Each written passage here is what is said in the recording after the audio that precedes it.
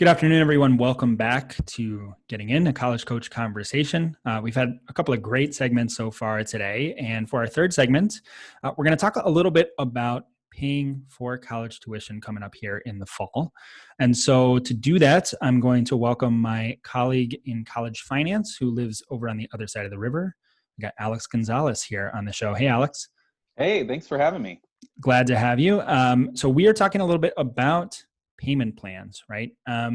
And I think that we've had some segments previously on the show where we've talked a little bit about these, and I'm always sort of surprised to hear that there are payment plans for tuition, because usually when we think about it as this bulk price that you're paying for a semester. You pay it up front, you show up for college, you get your classes, etc. But there appears to be another alternative to that.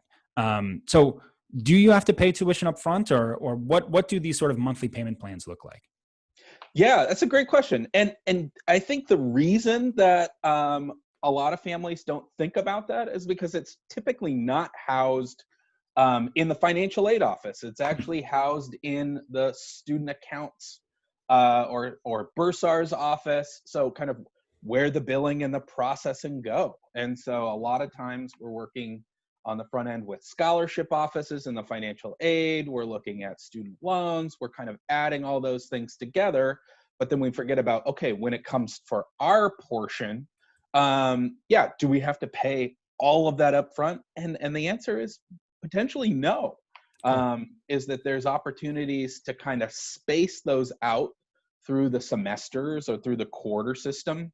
And really potentially there can be savings in that, is that you might be reducing the amount that you borrow. So there's a good amount of legwork that you want to just make sure that you're looking at in that budget. But it sounds like there is just this initial shift from having communication about college financing with the financial aid office to all of a sudden potentially having a conversation about paying for it with a different representative on that campus. And you want to keep an eye out for who to contact in terms of those payment plans. Yeah. And there's a couple of different places that you can kind of look. You can go onto the college's website, look at student accounts, or just search payment plans, and it'll direct you to the office that you need to work with. It also could be located through the student's portal. And this is a little bit of a shift from the parent and student kind of working together. And now the student is enrolled and really a student. And so they're in the driver's seat. They're registering for classes. This is the portal that they might have selected their dorms or meal plans. And so they're in the driver's seat, and, they're students. They're not necessarily thinking about this right away. Sure. And so there might be some steps that parents need to do to make sure that they're connected to that portal or have access, because there is some federal legislation that's out there, the Federal Education Rights and Privacy Act, that students need to grant access to parents in order to kind of maybe manage or be in the driver's seat, or at least in the passenger seat. How about that? And I mean, I think that that's a good, sort of reminder that the more students can take control of this process earlier on, the better off, because they will have to be responsible for certain elements of this later. So parents can empower their students in high school. Then when they get to college, it's on the students to make sure that they're communicating with parents and with the college. Now, as far as these payment plans are concerned, how does a family go ahead and enroll in that kind of a plan? Yeah, there could be a couple of options. And I really encourage families to kind of really do the research right now, because this is kind of the time of the year is when you start enrolling, or if you're looking for the most opportunity or most options to spread out that amount, kind of maximize lowering the amount over a larger amount of time. You would want to enroll now versus waiting later. So and what's nice about it is that you could enroll, but you might not have to figure out kind of the options or the amounts that you're planning on paying before you're not locked in. So so that there might be a little bit of flexibility earlier in this process rather than later in the process. Now, is there a cost associated with this? Is this something that I could just opt into and I've got this payment plan and I'm good to go? Or is there something that I have to pay upfront in order to have access to a payment plan? Yeah, that's a good question. So yes, so there might be.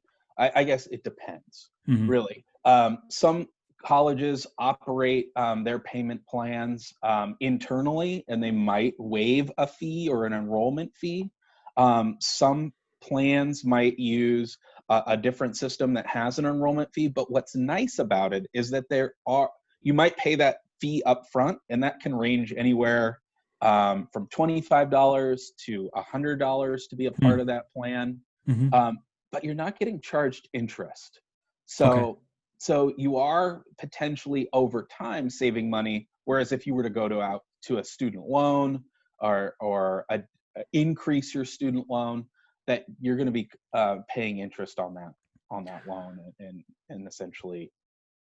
So you're saying there might be sort of a smaller upfront fee that enables you to use a payment plan, but that when you're using that plan, you don't actually have to pay interest on the payments that you're making towards that full tuition over the course of the semester. Correct. So yeah, one time, and it typically is a one-time fee. So it's not every time you're making payments, there's a fee.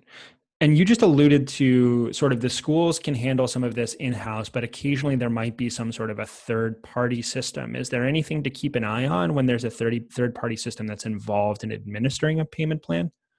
Yeah, and I only mentioned that kind of when we talked before is because some families get kind of a little nervous about that. They're Mm, going, okay, I've been working with the college. Now I have to work with this third party. I've already worked maybe outside with outside student loans or private loans that have helped. It's just another person, and know that it is a lot of colleges will partner with these organizations because of their platforms.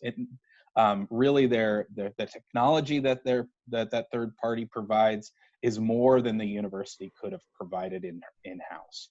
And so gotcha. you might get some flexibility with electronic payments, um, notifications, other things that can kind of add to that value, just to remind you that you have payments. Or what I like about it is potentially calculators that kind of really help you navigate what your monthly payment might look like, to balance what you could afford, Hmm. and what you might need to borrow. I see. So, I mean, in much the same way that a college contracts with a caterer to provide meals on campus, they might also contract with a payment provider because they've got the technology platform. So you don't want your professors making your sandwiches, and you don't want them necessarily administering a payment plan. Yeah, Um, yeah, yeah. what do you do to determine sort of the plan amount? So you referred to a plan amount. Is that the payments that you're making in increments? Do you have control over that, or does the college have to say you're paying this amount at this rate, and that's not negotiable? Yeah, in generality, there might be different options, but Okay. really this is going to be focused on your campus. So your campus is going to have a frequent asked questions, payment options, or a variety of payment plans. Now they could just have one, where you're splicing that payment plan. I've seen them at some universities is that there's a beginning of the semester, a middle of semester payment. So there really only is two Hmm. lump payments, but it can help families that are utilizing some of their savings, uh, utilizing some of their income, um, and also waiting for that household budget to shift from Yeah. having a student at home to a student away. Right. So that, think about it in that sense, is that it does give you a little bit of time to change. So at minimum, it might only be two. And in some cases, it could be monthly as well. Nice.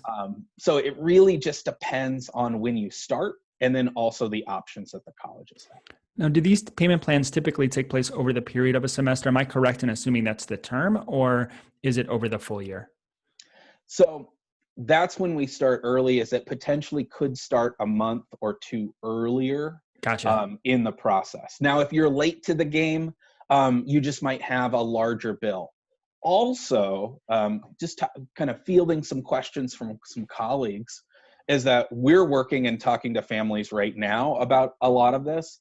And in some cases, you might have missed that early deadline in June or maybe even July, but you've made a deposit. So some of that deposit money might actually feed into your first payment. So you might see Nice. a lower payment in the first installment of the fall, and then it gradually goes up as well, or is consistent throughout the remainder of the year.